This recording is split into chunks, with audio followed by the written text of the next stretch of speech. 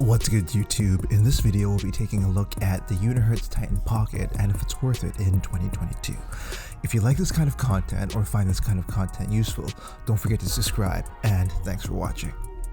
So, another year we don't have an official device from BlackBerry.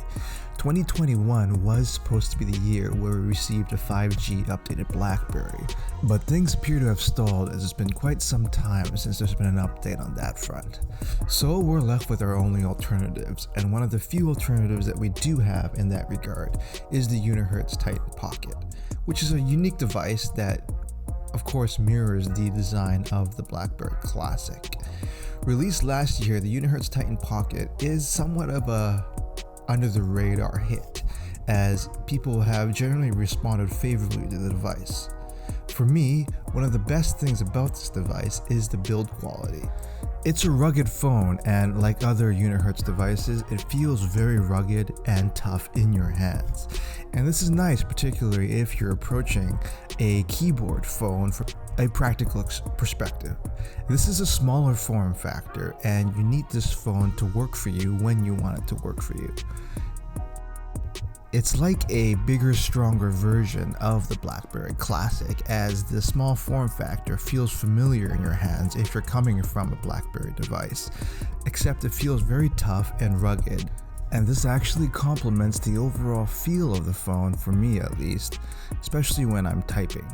The extra thickness with the Unihertz Titan Pocket over the BlackBerry Classic actually makes typing a little bit easier for me, as the phone is pretty easy to wield in one or two hands because of its size. This makes typing on the Unihertz Titan Pocket quite enjoyable, as the extra thickness allows me to hold it in one hand a lot more securely than thinner phones. This isn't strictly a BlackBerry typing experience, as people that had the Unihertz Titan originally will know that the keyboard feels a little bit different than your standard BlackBerry. It takes a little bit of getting used to, but the Unihertz Titan Pocket actually has an updated keyboard over the Unihertz Titan, and there's an added tactile feedback and clickiness that is very welcome. It's a plastic keyboard, and coming from rubberized devices like the Key 1 and the Key 2, it takes a little bit of getting used to typing on the more plasticky keyboards of the Unihertz Titan Pocket. That being said though, typing speeds can be achieved quite quickly on this device, and I found myself loving the fact that I actually have a physical keyboard on my phone. In regards to other features, battery life for this smaller phone is actually quite good, as if you don't use this extensively and you have a second driver phone, I find that I can have the Unihertz Titan Pocket and not charge it for up to 3 or 4 days. This makes it great for having it as a basic phone for phone calls and text messages, and having it as a secondary driver phone. The camera isn't great on this, so you definitely want to pair it with a more modern phone with a flagship-like camera if you're looking to get good snaps.